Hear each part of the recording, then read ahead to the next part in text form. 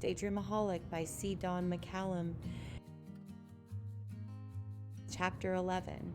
The students trickled out of the school building after an initial burst into the hallways. Sammy sat with Marcie in front of her locker, figuring out what he needed to take home for the night. "You better check your planner," Sammy laughed while she rechecked her bag to make sure she had everything she needed for her homework assignments, too. "Got it," Marcie said, proudly displaying what she had written in it. "See? Thursday. Monologue. Redo essay. Forget about you-know-who. Stop you-know-whating.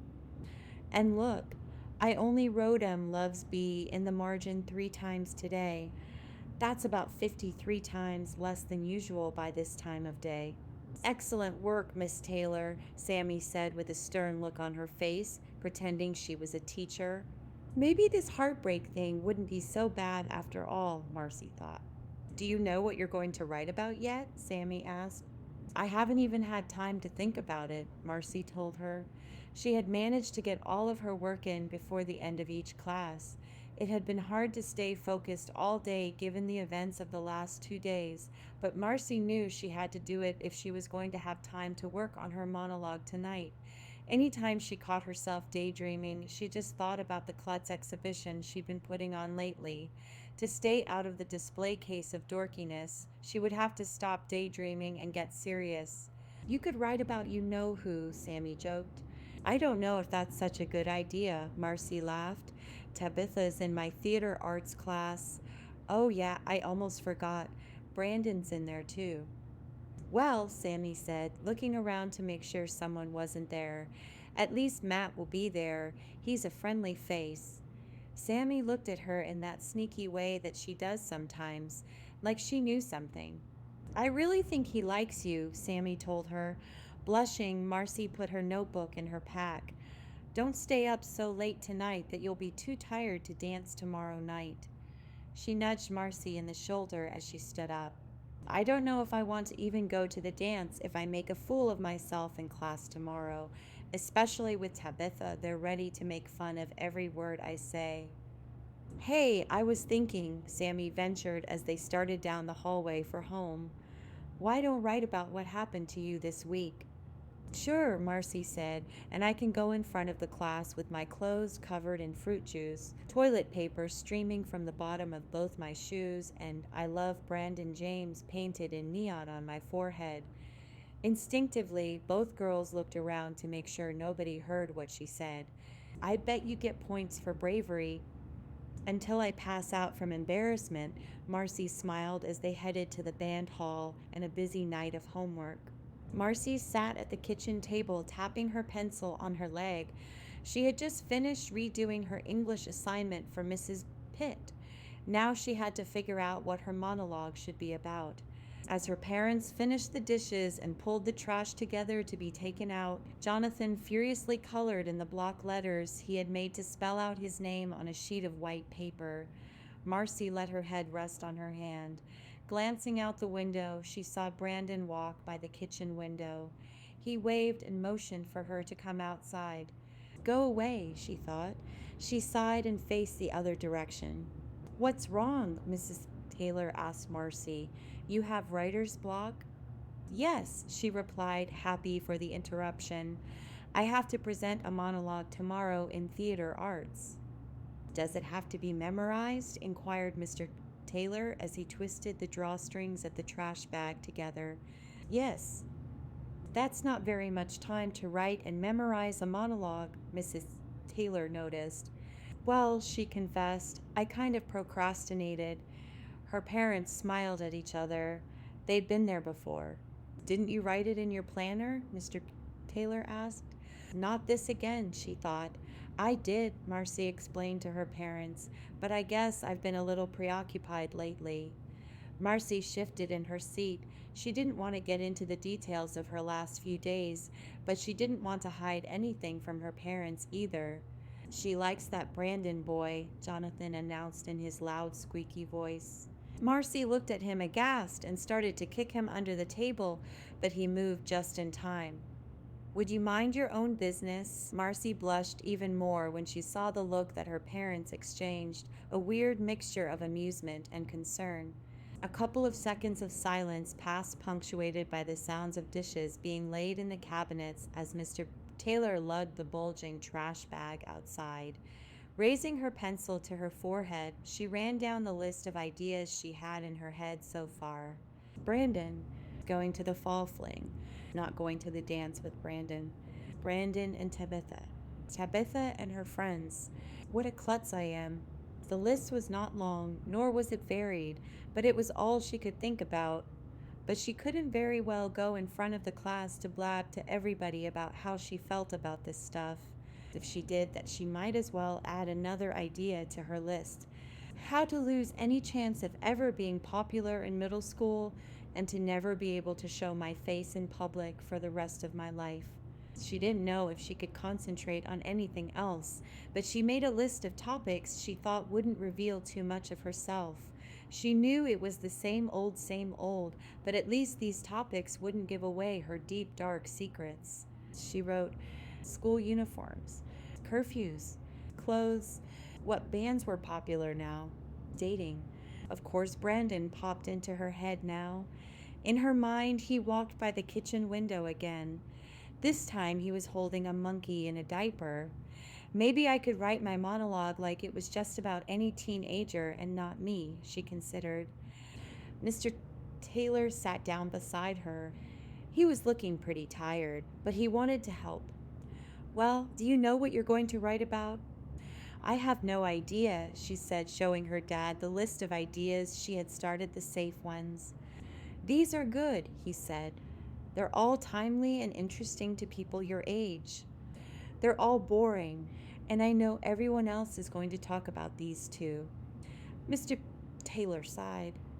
Well, I don't know if this helps, but the writing teachers I had in school always gave the same advice when it came to choosing a topic.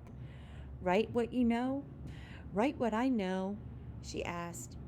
I'm 12. I'm not even a teenager yet. What do I know? Marcie was getting frustrated now, but the last thing she wanted to do was cry. Jonathan looked up from the paper he was coloring and nodded seriously. Marcie would have kicked him if her dad hadn't been sitting right there. You'd be surprised how much you know, but if that doesn't help, try writing about what you care about. The most meaningful work will come from your heart. Why don't you write about Brandon? Jonathan chimed in. If her parents hadn't been there, she would have smacked him. Instead, she just rolled her eyes. Her parents couldn't help smiling. In her room, Marcie stared at the moon and lazily twirled her hair. Wads of paper littered her desk, giving her a visual record of her many false starts and failures. She just couldn't think of what to write. The only words that came to her mind were about Brandon. She tried closing her eyes and picturing herself in front of the classroom tomorrow giving her monologue. She could see herself there.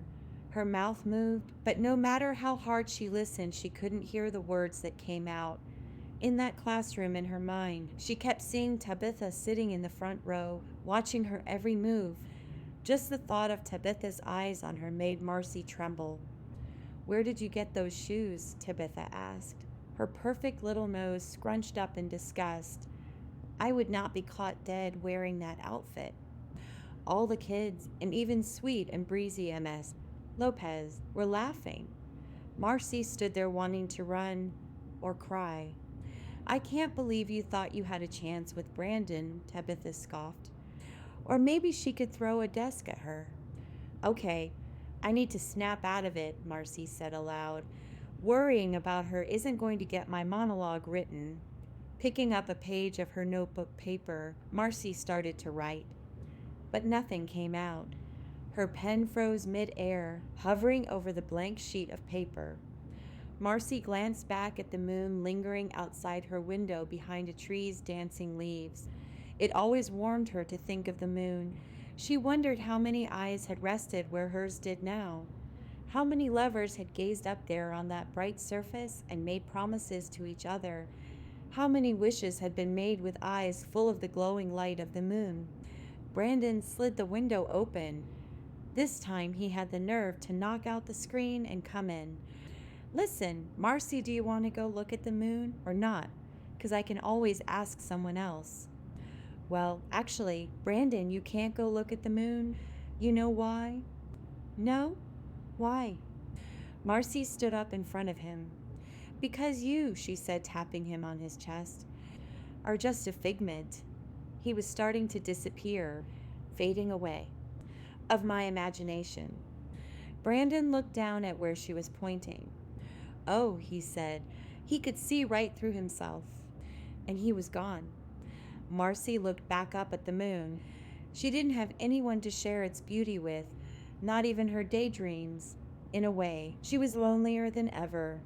In another way, the moon hovering up there, wandering around the earth for who knows how long, made her feel a part of something she couldn't explain. Maybe it was her loneliness and sadness that made her act this way, daydreaming all the time. She wanted to feel a part of something, like she belonged. But Brandon didn't like her. Tabitha and her friends thought she was a joke. She couldn't even get a date for the social. Sure, Matt had asked, but he's different. He's just a friend. It's not like she didn't enjoy the company of her friends. She just thought things could be different better. She wanted to belong to something she could be excited about. She wanted to be popular, and as much as she hated to admit it, she wanted to giggle with Tabitha about people in the bathroom. Marcie felt a tug at her heart. Was it for Brandon? No, not this time. This time it was for Sammy, maybe a little bit for Matt. They had stood by her through this. They had been there through this horrible week, especially Sammy. But Marcie couldn't help feeling what she was feeling now. She wanted to have people notice her. She wanted people to say good things about her, to feel good things about her. She wanted to be the girl flipping her hair in the hallway while talking to the cutest guy in school. She didn't want to be a nobody when she got to high school, and she knew if she were going to make that happen, she would have to get busy. "Speaking of getting busy," Marcie said, looking at her still blank page. Sooner or later, she would have to get started, she knew. Mr. Taylor opened Marcie's bedroom door just a crack and peeked in at his sleeping daughter. Her head rested exhausted and uncomfortable on her arms, draped over her desk. He could see a few sheets of paper she seemed to be hiding under her arms. Opening the door, Mr. Taylor walked silently over to her desk and placed his hands on her shoulders. At least she had changed into her PJs. "Marcie," he whispered to his baby girl. She wasn't a baby anymore. She was growing up, and fast. "Wake up, my little procrastinator." Lifting her groggy head, Marcie peeled her paper away from her face. The lamplight seemed much brighter to her now, and she blinked to let her eyes adjust. "So did you get it written?" he asked with a smile. Marcie stretched and a yawn escaped. "It's written," she replied. "I don't know if it's any good, but it's written." "I'm sure it's fine," he reassured her. "I'll look it over if you want." Kind of embarrassed, Marcie shook her head. "I don't know. I guess it's kind of private. Girl stuff, you know. But you can say it in front of the class. Teenager stuff." Letting the subject drop, he pulled back the cool sheets waiting for her. "I hope I can remember it all tomorrow when the whole class is staring at me just waiting for me to mess up." "Oh, I don't know if that's what they'll be thinking. They'll probably be worried about their own monologues." "I hope so," Marcie said, her eyes wanting to close. "Come on, let's get you into bed," Marcie's dad said, lifting her up. His little girl was getting heavy. "Hey, Dad," Marcie said, scooting under her sheets. "Me jam. Remind me not to put things off until the last minute." "I'll try," Mr. Taylor laughed. "Now, come on," he said. "Dreamland awaits." Thank you for listening to Daydreamaholic by C. Don McCallum. If you're enjoying this story, please consider sharing it with someone you know, and please like the video and subscribe to this channel to help others discover these stories.